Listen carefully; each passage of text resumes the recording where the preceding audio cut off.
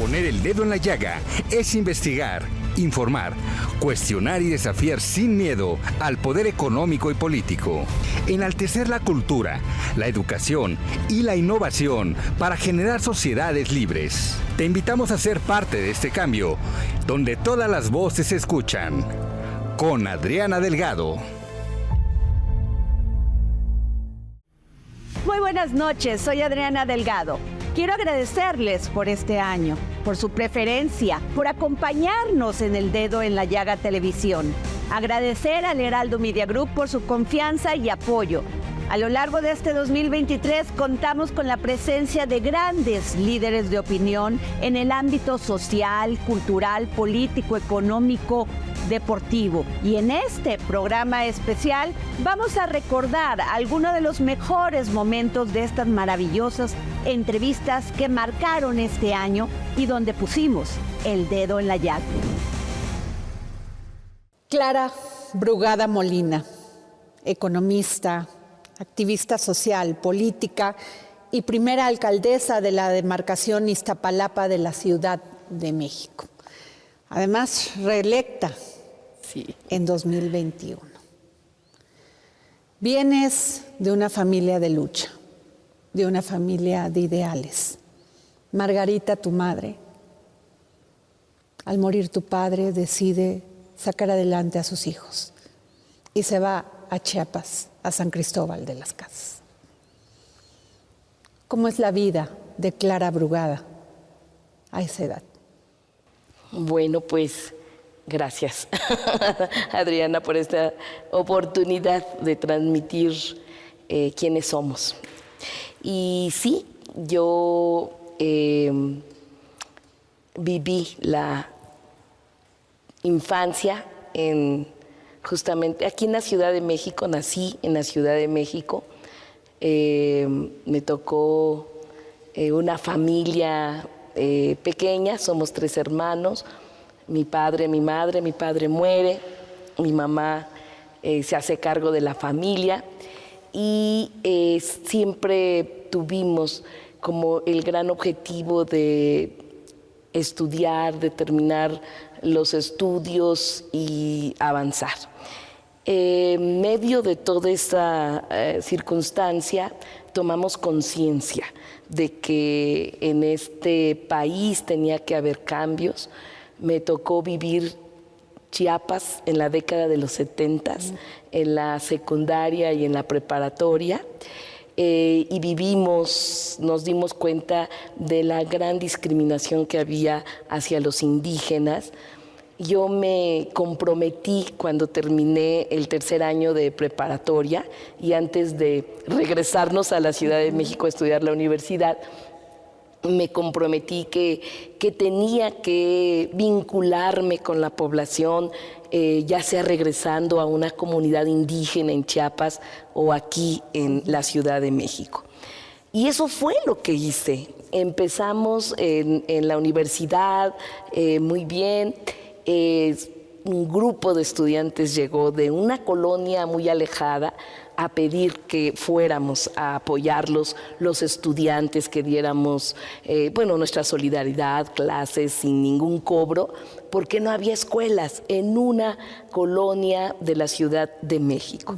Y así fue como me vinculé a una comunidad, me vinculé a Iztapalapa, siempre luchando a favor de la ciudad, siempre trabajando a favor de la ciudad. Y eso es muy importante y es lo que ha marcado mi vida. Es decir, no soy una política de café, no soy una política de partido, de la burocracia partidista. Yo vengo de un proceso de lucha comunitaria, de ir enfrentando a cada paso los retos para lograr mejoras para la población. Entonces, fui, por supuesto, y soy y me considero activista social, activista para la transformación y fui diputada local, federal, fui diputada constituyente, Es decir, hemos aportado y hemos trabajado para la ciudad, desde las comunidades, defendiendo el espacio público, defendiendo las áreas verdes, trabajando a favor de las mujeres. O sea, no es nuevo el tema de género, ni es nuevo la defensa de la ciudad y del espacio público. Tenemos décadas de trabajo. Y sí, yo sé cómo en esta ciudad y en este país, lamentablemente, todavía hay una actitud machista, ¿no? Es decir, que para que las mujeres estemos en algún cargo, tenemos que ser extraordinarias para ganarnos estos espacios. Así que también creo que es importante lo colectivo, una nueva forma de hacer política y no repetir los roles que generalmente se hace con la política, sino como mujeres, siempre de manera colectiva, con las comunidades colectivas, ahora se les dice, y esto ha ayudado a saber que las decisiones que vamos tomando no es por un asunto personal, sino es, tiene que ver con un proyecto más grande. Esta ciudad, una parte la gobierna el PAN y otra parte Morena, que son los dos partidos que realmente se disputan esta ciudad. ¿Cuál es la diferencia de Morena con Clara Brugada? Bueno, primero, como decías, los resultados. Quiero decirte que en Iztapalapa hemos logrado bajar el 50% de la incidencia delictiva. Lo decimos tan fácil, pero ha sido una tarea muy importante. La parte de la ciudad que tenía en su momento un índice delictivo de los mayores, hemos logrado que baje el 50%. Yo dirijo todos los días el gabinete para la construcción de la paz y bienestar, que es el gabinete de seguridad, donde está la Guardia Nacional, donde está la Secretaría de Seguridad o la Policía Auxiliar. Todos los días revisamos cómo están los delitos, las estrategias que hay que hacer, cómo tenemos que bajar la incidencia delictiva. Todos los días. Es el primer rubro. En los lugares más difíciles. Hoy te quiero decir, a diferencia de muchas otras alcaldías, no estamos en el primer lugar de incidencia delictiva. Estamos a la mitad, digamos, analizada por tasa, ¿no? Porque Iztapalapa, bueno, caben 4 o 5 Benito Juárez en Iztapalapa. Por otro lado, hemos logrado transformar el espacio público. Más de 500,000 de metros cuadrados los transformamos en unos grandes y preciosos complejos culturales, deportivos, recreativos, sociales para la población. Les llamamos utopías, porque somos de la generación de las utopías, somos de la generación de lo que nunca de lo es que posible hemos que querido, ¿no? ser, claro. De lo que hemos querido. Nosotros decimos, estamos haciendo utopías realidad en Iztapalapa. Algunos le llaman el milagro de Iztapalapa, de cómo se ha logrado transformar. Más de 100,000 personas acuden cada semana a las utopías. Yo recibí Iztapalapa con una alberca pública para casi 2 millones de habitantes. En 3 años construimos 12 albercas semiolímpicas. A nivel cultural tenemos más de 140 orquestas comunitarias, tenemos escuela de música, tenemos escuela de cine y fotografía en las utopías, tenemos una infraestructura deportiva tan grande, tan importante, que estábamos en el medallero en el número 6, Iztapalapa, subimos al número 3. Es decir, cuando se transforma la realidad para que la población pueda ejercer su derecho al deporte, al bienestar, el derecho a la educación, a la cultura, en fin, cambia. Y ese es el gran objetivo. El gran objetivo es que esta ciudad pueda seguir siendo una ciudad de derechos, una ciudad innovadora, una ciudad libre, una ciudad comunitaria también, solidaria, progresista, diversa, una ciudad incluyente, una ciudad a la vanguardia, moderna. Eso es lo que queremos. Entonces, lo que hemos hecho en Iztapalapa realmente nos ayuda para demostrar, por ejemplo, iluminación. La zona más iluminada de la ciudad es Iztapalapa. De Iztapalapa salió los famosos caminos de mujeres libres y seguras. Fuimos pioneras.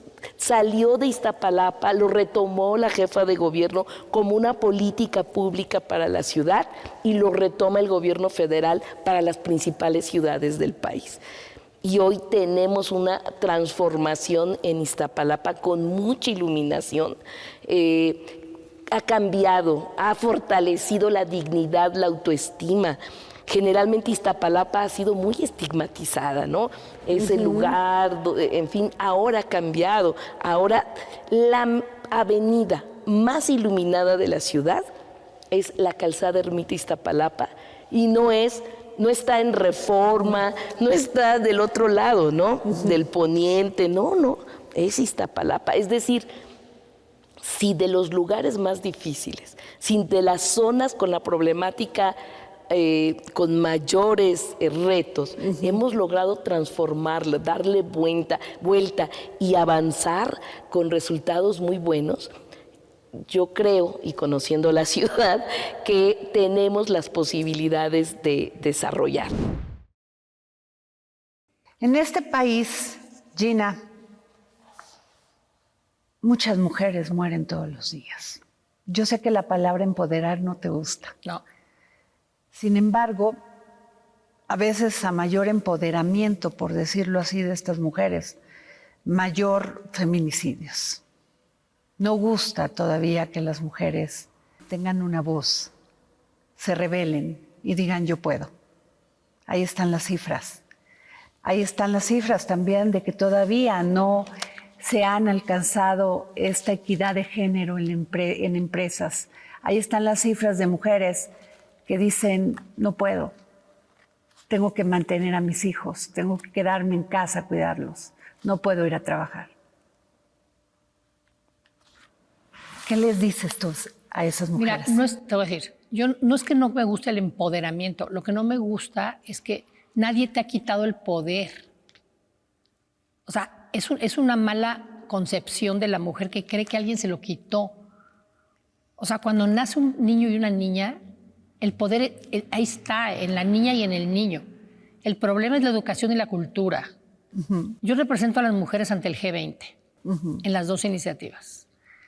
Cuando yo hablo con las mujeres de diferentes países miembros del G20, la inequidad está en el mundo entero, en diferentes niveles. En niveles más altos, más bajos.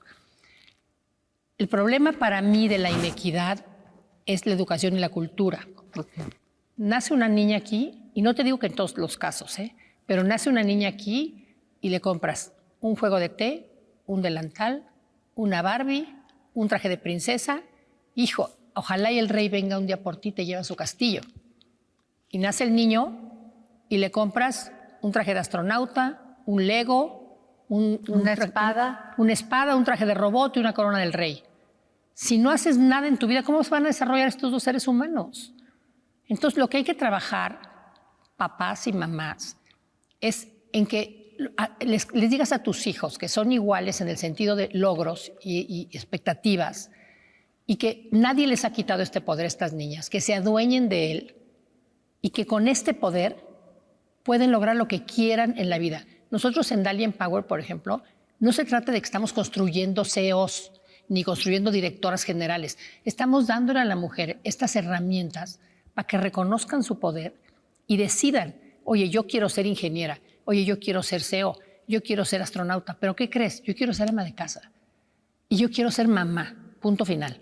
Y cuando yo tenga 60 años, voy a estar feliz de la vida que la decisión fue mía, no fue de mi mamá, de mi papá, de mi hermano, de mi esposo. Eso es el gran poder. ¿Me entiendes? El poder de decidir lo que tú quieras hacer en este mundo que estás aquí. La filantropía, Ay, Gina Díez Barroso. Poca gente sabe todo lo que haces por ayudar a muchas fundaciones y estar presente ahí. Yo creo que es nuestra mínima obligación si tuviste el privilegio. O sea, ¿por qué yo nací donde nací? ¿Y por qué una mujer de mi edad nació en una ciudad perdida? En el Chiquihuite, por ejemplo. O en no sé dónde, en La Nesa o en Chiapas. Okay. O sea, ¿por qué? Pues yo creo que porque Dios pensó que yo podía hacer algo por muchísimas personas. Entonces, ¿por qué no hacerlo? O sea, es una obligación, no es una opción, Es una obligación que me encanta. O sea, yo en 1990 hice mi primera fundación. Era Fundación Diar contra el SIDA.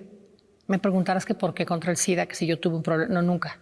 Nunca, gracias a Dios, he tenido a nadie con SIDA ni cercano, pero viví en un mundo del diseño. Y en 70 era cuando el SIDA estaba en su máximo apogeo y nadie hablaba, era un tabú, nadie decía nada.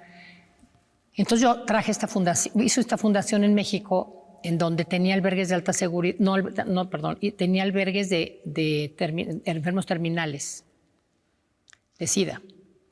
¿Qué pasa? Algo milagroso pasa con el gobierno y hacen Fonsida y Conasida. Okay. Y empiezan a tratar con retrovirales gratis. Okay. Y se empiezan a curar los enfermos de SIDA o a controlar los enfermos de SIDA. Entonces mi fundación, ¿qué pasa con mi fundación? Yo pensaba que yo iba a tener a las personas enfermas de SIDA en etapa terminal. ¿Y quién eran mis, digamos, pacientes? Mujeres violentadas, casadas, en pobreza extrema, enfermas de SIDA porque el marido había sido infiel con prostitutas o con mujeres de la calle. Ya no existía, no era ni marido, ya no existía la pareja, ya se había ido quién sabe dónde, y la mujer se encontraba con 8 hijos y 5 con SIDA. Entonces dije, esto no funciona aquí. Entonces yo tengo que irme un paso atrás con mi fundación y la cambié a erradicar la violencia en la mujer, violencia doméstica en mujeres y niños. Esta fundación me rige la Junta de Asistencia Privada. Soy Fundación DIARC IAP, que es lo máximo porque la Junta es súper rígida, súper buena, te checa que no hagas ningún tipo de cosa fuera de la ley. Es muy buena para las fundaciones, la Junta. Requiere también reportes súper importantemente rígidos, que es muy bueno para mí, estoy convencida. Entonces nos volvimos Fundación DIARC IAP contra la violencia en la mujer, donde tenemos albergues de alta seguridad, por eso me confundí hace un momento. Ahí recibimos mujeres y niños víctimas de violencia, donde viven con nosotros 3 meses, les damos terapia emocional, ocupacional, física, médica. En algunos casos hasta buscamos nueva identidad. Y también tenemos terapias externas cuando salen, por si sienten que pueden caer en otra relación de violencia, y llegan con o sin su pareja para darles terapias externas. Esa es la Fundación DIARC. Tenemos otra fundación, Fundación Centro Proeducación, donde becamos a 1,000 alumnos al año en carreras. Tengo una tercera fundación, que es Fundación Tatis. Yo tengo una niña que le faltó oxígeno al nacer y tiene necesidades especiales. Está muy bien, es independiente, pero tiene necesidades especiales. Entonces tenemos esta fundación que es de ella, en donde brindamos una mejor vida para personas con discapacidad. Entonces son las 3 fundaciones que yo manejo. Usted es un político que se sale fuera diferente. del modelo que tenemos como políticos en México. Dogmáticos, pragmáticos, silenciosos. Usted es un hombre que va y enfrenta. Ha generado también, como activista social, ha insistido en la desobediencia civil y prácticas de la no violencia como expresiones de protesta o lucha social. Eso es diferente a ser político en México. Sí, yo he sido congruente toda la vida, se dice fácil, es muy difícil. Otra vez mi hermanita María Fernanda Campa Uranga, que es una mujer excepcional, yo decía, eres una chingona, Fernanda, qué nivel de congruencia, de firmeza, generosísima además. Y ella me decía, no sabes, todavía no me he muerto. Entonces es muy difícil, puedes llegar al final de la vida y torcerte, perderte. Y yo he logrado no acomodarme, No, y siempre estar en la lucha social. A diferencia de mis compañeros que aspiran, yo siempre he estado en las luchas del pueblo, en todas, o sea, siempre firme, siempre entregado, siempre comprometido, no pocas veces incomprendido, pero he estado ahí siempre y he hecho una lucha política sin andar de queda bien con nadie. Yo no soy un hombre libre, o sea, yo digo lo que pienso, apoyo al compañero presidente, es el líder del movimiento, le tengo cariño, respeto, admiración, es un hombre excepcional, pero a mí nadie, desde que se murió mi abuelita, nadie me regaña, entonces yo hago lo que me da la real gana, o sea, no en el sentido de voluntarioso, sino en el sentido de convencimiento, en el sentido de lo que creo que es correcto. Y eso no es muy común en política, ciertamente, y es muy costoso. La libertad es muy costosa, o sea, es un lujo que no todo el mundo se atreve a darse, porque se te cierran los caminos, se te complican las cosas, ¿no? Ahora, hablamos de libertad. México es un país globalizado, con economía de mercado. ¿Qué tanto puede encajar un movimiento marxista o un pensamiento marxista en un país como México? Es una formación que yo tengo académica muy seria, ¿no? Como si hubiera estudiado medicina o como si hubiera estudiado para dentista o como si hubiera estudiado ingeniería, bajo la visión que en ese momento era de más influencia. Yo no he parado de estudiar. Sí leo mucho de filosofía, mucho de historia. Yo diría que conozco. Es una arrogancia porque la ignorancia es siempre muy grande, pero mientras más lees, más te das cuenta de vacíos que tienes, pero conozco bastante bien, diría, la historia del país. Y sé que nosotros tenemos nuestro propio camino y nuestro propio destino. Yo creo que nosotros vamos a construir un camino diferente para la humanidad desde México. Estoy convencido, el sistema económico no da más, hombre. Destruye todo, destruye la naturaleza, destruye la tierra, el agua, los bosques, destruye la vida, es suicida. Los niveles de pobreza, tenemos 15 personas que concentran 161.300 millones de dólares. Es irracional, cuando hay gente que ni siquiera come 3 veces al día. Entonces, una gente radical como yo se necesita en este momento para lograr que la gente coma 3 veces al día, para lograr que la gente tenga un techo, para lograr que no se haga negocio ni con la salud ni con la educación del pueblo. Me parecen cosas muy racionales, no tiene nada que ver con el fantasma del marxismo, del comunismo, ni nada parecido, que estos oligarcas paguen sus impuestos. Tú pagas el 30%, a mí no me preguntan, a mí me llega el descuento, ay cabrón, ¿qué pasó aquí? No, o sea, y ellos no lo pagan, no puede ser, o sea, tienen que pagarlo, tienen que contribuir al país y tenemos que defender y recuperar lo que es del pueblo. Puertos, aeropuertos, carreteras, playas, minerales, ferrocarriles, agua, telecomunicaciones, banca, todo y ponerlo al servicio del pueblo. Me parece que esas cosas son básicas, no son ni siquiera revolucionarias, ¿no? Es un mínimo que debería existir, pues para que haya justicia social y para que los niños, ningún niño trabaje, ninguna niña. ¿Cómo puede alguien pensar que está bien un sistema económico donde los niños y las niñas trabajan? Pues es monstruoso. Se prostituyen, las prostituyen. Está cabrón. Entonces eso lo tenemos que cambiar. Gente en situación de calle, eso lo tenemos que cambiar. Eso es a lo que yo aspiro, no estoy queriendo molestar a nadie, ni quitarle nada a nadie. Estoy queriendo que construyamos una sociedad pues, de justicia, de libertad, de oportunidades y que la gente viva de su esfuerzo. Porque quien construye la riqueza de este país, que es el pueblo trabajador, vive muy mal. Un porcentaje muy grande de él no come 3 veces al día, ni siquiera come 3 veces al día. Pues es infame. ¿Usted cree que México está preparado para tener una mujer presidenta de la República? Yo creo que México está preparado para... Fíjate, es que si lo plantean así, pareciera que estamos diciendo, sí que Claudia sea. Yo diría, pues México está preparado para un radical. Bueno, se la cambio. ¿Está preparado para tener a una mujer gobernando México? Yo creo que México está preparado para que cualquier ser humano gobierne con amor, con compromiso, con honestidad. Pues si es hombre o mujer, eso no tiene importancia, hombre. hay una brutal discriminación contra las mujeres, abuso, atropello, violencia, pero sin fin y permanente. Yo soy el único político que pregunto en los mítines, a ver, ¿qué hombre ha sido agredido sexualmente por una mujer? Pues nadie. Las mujeres que nunca han sufrido una agresión, pues todas, todo el tiempo, toda la vida, y que peleo por su derecho a su libre sexualidad y a decidir sobre su cuerpo. Pero hemos avanzado en la parte política de la paridad, pero en la parte privada, en las empresas, que haya gerentes igual, jefas de departamento, no, eso no existe, hombre. En la parte privada, las mujeres del pueblo siguen siendo golpeadas, avasalladas, discriminadas, atropelladas y ni quien voltee a verlas. Allá hay mucho por hacer. Entonces la pregunta tendría sentido en un país muy machista si efectivamente se aceptaría que una mujer fuera presidente de la República. Yo no creo que haya ningún problema en eso. Nosotros desde la izquierda, cuando el PRD era de izquierda y son los sepultureros del PRD, tuvimos dirigentes mujeres como Amalia García o Rosario Robles, que bueno, acabó como acabó, no porque sea mujer, pues simplemente es una política equivocada, que le dio la espalda al pueblo. Hoy si haces esa crítica ya te acusan de misógino y de violencia política de género. Pues es una patraña, o sea, se van al otro extremo.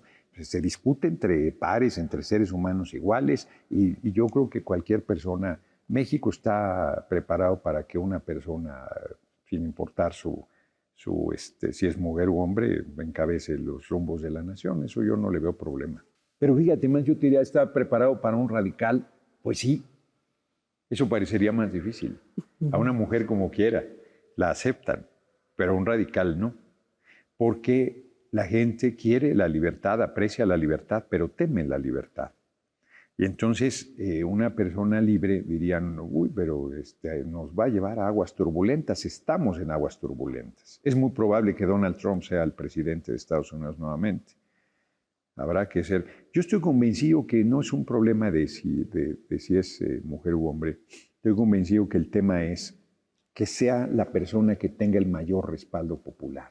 Okay. Porque si no lo van a tirar. Si al compañero presidente lo han querido tirar todos los días, ya lo daban por muerto hace una semana.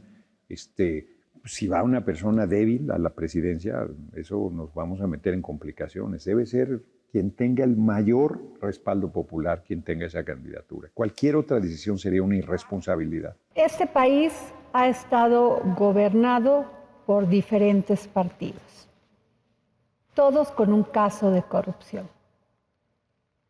Se ve en las excesivas regulaciones en la burocracia que precisamente provocan corrupción. Sí, es algo que existe, no es nada más en nuestro país, pero efectivamente ha existido en distintos gobiernos. También ahora hicimos un estudio de la corrupción en las empresas. Y también se da ahí, no es nada más en la relación con el gobierno, sino de empresa a empresa. Lo cual fortalece la importancia de la formación en valores, de la insistencia, del compromiso de cada empresa y de cada persona para tener esta actuación ética, que es lo que nos ayude a cambiar. Puedo decir, en alguna ocasión, dialogando con jóvenes, les hablaba de la importancia de esta actuación ética y me decían, es que cuando uno empieza, pues ni modo, necesitas ser flexible. No, desde que empiezas, cualquier emprendedor tiene que tener esa cultura de valores firme, sólida. Y entonces les platicaba yo que cuando empezamos la empresa hace 38 años, decidimos que había clientes que podían comprar nuestros productos y servicios siempre y cuando hubiera algún arreglo, alguna mochada, y clientes que comprarían por nuestra oferta de valor. Y decidimos que el primer grupo no eran nuestros clientes. Y entonces uno de los jóvenes me decía, pero entonces, ¿han perdido muchos clientes? Pues sí. Y me decía, pero entonces serían una empresa mucho más grande. Digo, eso no sé. No sé si seríamos una empresa más grande. Lo que sí estoy seguro es que no seríamos una mejor empresa. Y con esa convicción desde la fundación de que sí se puede en este país hacer negocio y tener una actuación ética, es que pues llevamos 38 años trabajando así y además transmitiendo esta cultura hacia nuestros clientes, hacia nuestros proveedores. Y aunque parezca que es un pequeño granito de arena, esto va construyendo ese mejor México que estamos buscando. Pero el gobierno dice que los empresarios no se regulan solos y que la economía no se regula sola. Eso es cierto. Nosotros en Coparmex impulsamos un libre mercado, la competencia regula, pero tiene que haber leyes. Esto tiene que haber un límite. Y en ese sentido coincidimos con esta declaración del gobierno. De hecho, en Coparmex nos hemos hecho esta reflexión, porque antes pensábamos con que hubiera crecimiento económico se resolvía todo. Porque si hay crecimiento económico quiere decir que ha habido inversión, quiere decir que hay generación de empleo, y empleo bien remunerado logra que se distribuya la riqueza.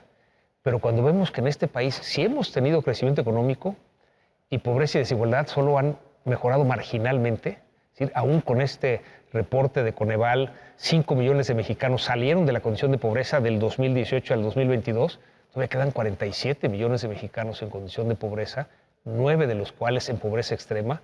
Tenemos que pensar en un nuevo modelo de país. Y lo que proponemos en Coparmex es trabajar todos en desarrollar un modelo de desarrollo inclusivo que establece que se requiere el desarrollo económico, es necesario pero no suficiente. Tiene que ir de la mano del desarrollo social para que nadie se quede afuera y de la mano del desarrollo sustentable para no utilizar más recursos de los que el planeta puede regenerar. Y entonces estamos de alguna manera planteando este modelo de país, el modelo de desarrollo inclusivo, para que sea enriquecido y lo podemos hacer entre todos. Nos parece que ante los grandes desafíos que tenemos en el país, México nos necesita a todos y México nos necesita unidos. El gobierno tiene grandes proyectos como el Tren Maya, la refinería y el Tren Sísmico. ¿Qué me dice usted? Bueno, hay un cuarto gran proyecto, el AIFA. El AIFA, bueno. Sí. Este gobierno ha concentrado... Ese ya se cumplió. Ese sí, ya está invertido. Y podemos decir que es un gran aeropuerto regional. El estado o sea, de lo aprueba usted como empresario. Claro. Lo aprobamos como un aeropuerto regional. Hidalgo no tenía aeropuerto. Ahora a media hora de Pachuca ya tienen un aeropuerto.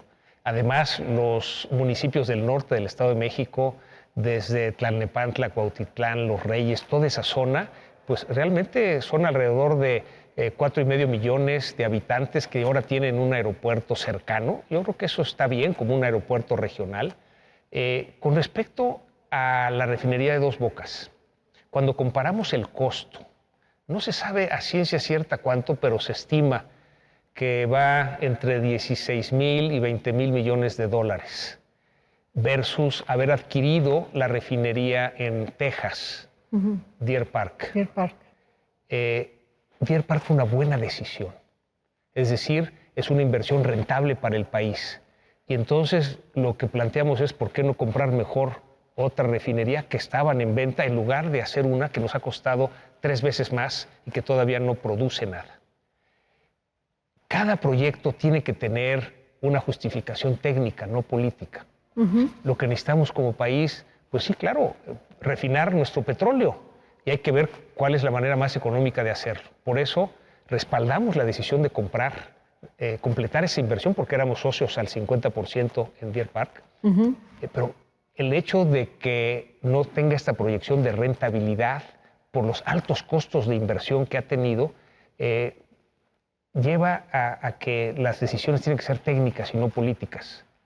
El Tren Maya tiene tramos que van a funcionar muy bien, tramos que se han construido sobre las mismas vías férreas que ya existían, especialmente en el estado de Yucatán, tramos en donde pues, hay un daño ecológico que habrá que evaluar. Cualquier proyecto de cualquier empresa, de cualquier ciudadano, antes de ejecutarse requiere un estudio de impacto ambiental. Nos parece que no es correcto que un proyecto, porque sea del gobierno, se brinque ese paso y no tenga un estudio de impacto ambiental. La informalidad es un punto muy importante. Los jóvenes que quieren emprender se desaniman porque ellos tienen que pagar tantos impuestos y los que son informales, pues nada. Nos parece que ese es un paradigma que no es tan real. A ver, cuénteme por qué. Cuando tuve la oportunidad de compartir con los diputados y diputadas de Morena el modelo de desarrollo inclusivo que estamos construyendo desde Coparmex con muchos ciudadanos y organizaciones de la sociedad civil, nos decía una diputada de Morena, María Rosete, ella es líder de los vendedores ambulantes acá en Tepito, que los empresarios, primero nos decía que por generaciones su familia había sobrevivido gracias al comercio ambulante, que era la manera de llevar, ha sido la manera por generaciones de llevar sustento a casa. y que nosotros los empresarios los tratamos como delincuentes. Y nos propuso, ¿por qué no mejor nos ayudan a entrar a la formalidad? Y nos reunimos después con María Rosetta y la invitamos a nuestro encuentro nacional de Coparmex en noviembre del año pasado en Guadalajara, y nos dijo 2 realidades en un panel que participó que nos ayudan a entender un poco más la realidad de la informalidad. Primero nos dijo, ojalá solo pagáramos impuestos. Tienen que pagar permisos, tienen que pagar derechos. Y bueno, pues en esa lucha en la calle, pues muchos pierden la vida. Derecho de piso también. Sí, pero nos dijo una segunda verdad que nos ayuda a entender la informalidad. Nos dijo que los productos que ellos venden, porque no venden ni robado ni contrabandeado. Los productos que ellos venden son los de las empresas. Son un canal de distribución para las empresas que están en la formalidad. Entonces tenemos una combinación de formalidad e informalidad que tenemos que entender para ayudar a los que están en la informalidad. ¿Por qué nos interesa ayudar a los que trabajan en la informalidad? Por 2 razones. Primero, porque es donde se pagan los salarios más bajos. Y segundo, porque no tienen seguridad social.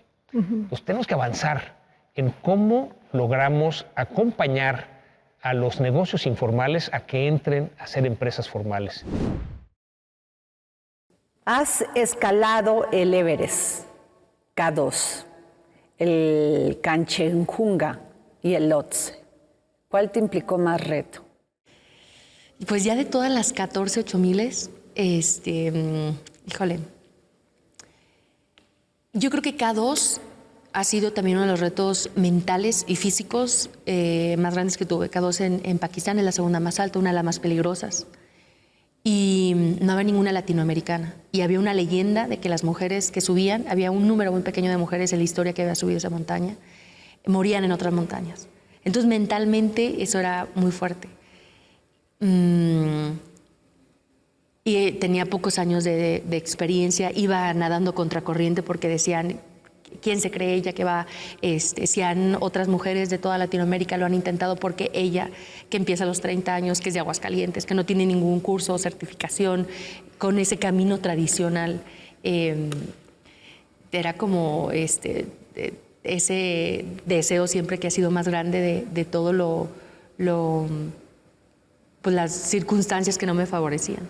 Te escucho y no siento más que admiración, porque no cualquiera toma una decisión así, pero además insiste en esa decisión hasta lograr pues ser la 7ª mujer a nivel mundial de completar los 14 8000. Sí. La verdad es que eso yo creo que si me lo hubieras dicho hace 10 años, no lo hubiera creído.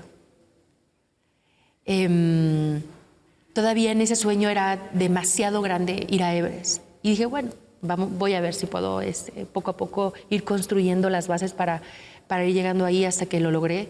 Me tardé 3 años desde que fui a mi primera montaña hasta llegar al Everest, donde también me decían que el promedio para entrenar y conocimiento era entre 5 a 10 años, un promedio de 7 años. Y esa como, ¿por qué tanto, no? Y poco a poco ir expandiendo ese límite o esos sueños, y haber llegado después fue hago el top 3, las 3 montañas más altas del mundo, y ahí me regreso a la oficina. Y yendo hacia Kanchenjunga, que es la 3ª más alta, no había ninguna mexicana, yo no sabía eso. Yo cuando fui, era mi reto ir a esa montaña sin conocer la estadística o los datos. Y ahí es donde hago un récord Guinness, sin prepararlo, de subir las 3 montañas más altas más rápido en la historia como mujer, con oxígeno suplementario. Y era como, ¿cómo? Cuando me dijeron, era como, no, ¿cómo? ¿Por qué no una europea, otra persona que ha estado en las montañas por años o ha tenido más experiencia? Como yo, que empiezo a los 30. ¿Qué les dices a aquella niña que va a ver esta entrevista y que va a decir, yo puedo hacerlo? ¿A quién se tiene que acercar? ¿A dónde recurrir? No tienen herramientas. Estas generaciones tienen un reto muy grande que nosotros no tuvimos, que es la influencia de las redes sociales. En cuestión de que ya pauta qué es el éxito, cuál es la tendencia, y es todo lo contrario, ¿no? En vez de buscar fuera cuál es el camino, es voltear hacia adentro y decir, a ver, ¿qué me gusta? ¿Qué quiero hacer? ¿Cuál es mi propósito de vida? ¿Qué vine a hacer? ¿No? Que esas eran las grandes preguntas con las que iniciábamos esta plática, de ese gran reto que es encontrar un propósito, una pasión. Y la pasión solo se encuentra intentando y atreviéndose a hacer cosas, escuchándose, qué es lo que hace que así como lo decíamos, que tu corazón lata más rápido. Y por ahí es. No entrar tanto por acá, por la razón, sino por este deseo, yo siempre he dicho que la pasión es ese motor interno que cuando encontramos la llave para encenderlo podemos crear, pues romper récords, crear nuevas historias. Tu padre, Sabino López, un gran pintor. Entiendo que verlo todos los días generó en ti no solamente esta conciencia por ver, por observar, por llenarte de emoción, pero ¿cómo decides ser pintor? Pues desde niño recibí todos esos estímulos. La familia de mi padre eran alfareros, la familia de mi madre eran campesinos, con múltiples oficios, no solo eso. El papá de mi papá, que se llamaba Chico Guizu, o Francisco Guizu, era muy conocido en varias partes del Istmo, incluso en algunas regiones, hasta Guatemala, porque tenía mucha sabiduría, sobre todo curaba a la gente con plantas, con medicina. Yo era una persona muy curiosa, que hacía objetos, instrumentos, sabía poner ventosas y todas estas cosas naturales. Y entonces yo creo que esto es como una herencia familiar que venimos heredando. Entonces mi papá la supo transmitir, como que esta sensibilidad, mi padre la supo transmitir conmigo. Yo no considero que mi papá haya sido mi amigo durante la infancia, porque yo creo que en la naturaleza no existen jerarquías, pero siento que un papá más que un amigo tiene que ser una figura que represente fortaleza.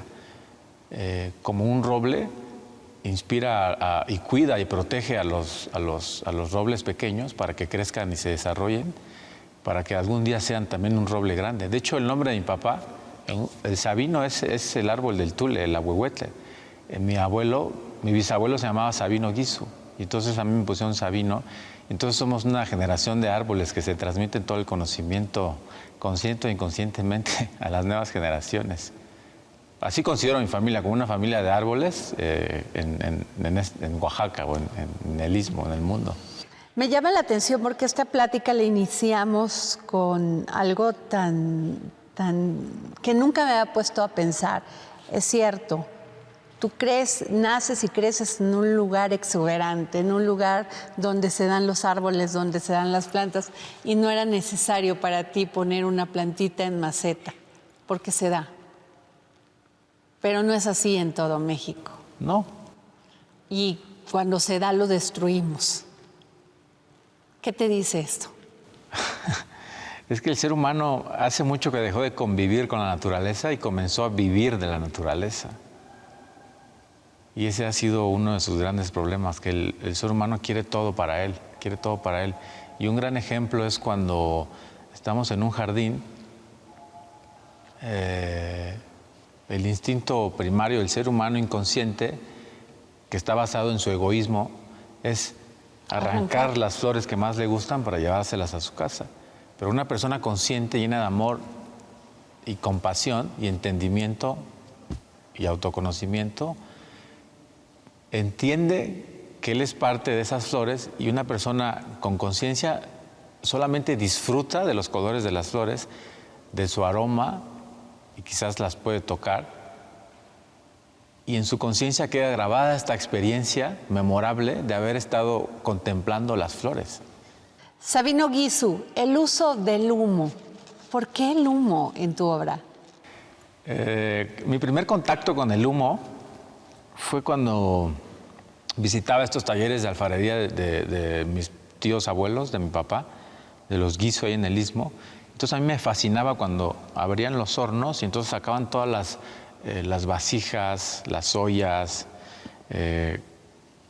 tenían como unas, ya estaban cocidas, previamente cocidas, pero tenían como unas se veía que unas llamaradas habían pigmentado y accidentalmente les había provocado unas manchas de humo, unas huellas que dejaba el fuego a través del humo.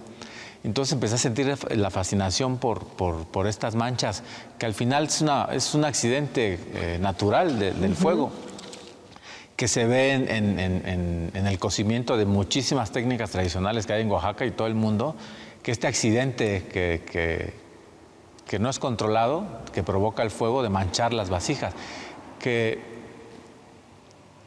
desde mi perspectiva para mí era algo bello que me cautivaba, porque era algo que estaba fuera del control del ser humano, era un accidente. Entonces era poder apreciar la belleza del accidente del fuego. Y pasa lo mismo, cuando se incendia una casa, el fuego deja sus huellas, sus manchas. Qué interesante. Entonces, Y uno quiere pintarlas y tú la utilizas para crear arte. Sí. Y entonces yo creo que la cualidad principal aquí no fue tanto el fuego, fue más que nada esta facultad natural que tiene el ser humano del asombro, porque el asombro crea el mundo. Entonces cuando uno se asombra, es curioso, se pregunta, se cuestiona y así se llega a la verdad. Entonces, a partir de ese asombro, de esta curiosidad, empecé a indagar y descubrí que muchos artistas en varias partes del mundo, después de la Segunda Guerra Mundial, hubo un movimiento que se llamaba Grupo Cero. Muchos artistas experimentaron y empezaron a trabajar con múltiples materiales como leche, miel, clavos, y un par de artistas trabajaron con el humo. Con otra ejecución, con otros materiales, pero habían ya explotado este elemento, esta fascinación de la huella que deja el fuego, que es el humo, que es la firma del fuego, la huella que deja el fuego, ¿no? Porque el fuego es algo que se consume muy rápido, entonces necesitas un poco de habilidad para poder capturar ese momento. Una cosa es fotografiar el fuego, que es fascinante, pero otra cosa es... O sea, inmediatamente emerge el humo y tú lo captas, sí, y generas una obra de arte. Es atrapar. Podríamos decir que estamos como atrapando el alma, el humo. Solo me queda agradecer de nuevo su preferencia y desearles que tengan unas felices fiestas. El próximo jueves, en El Dedo en la Llaga. Soy Adriana Delgado. A lo largo del 2023 contamos con la presencia de grandes líderes de opinión y en este programa especial para comenzar el año vamos a recordar algunos de los mejores momentos de estas maravillosas entrevistas que marcaron el 2023. Aquí pusimos el dedo en la llaga.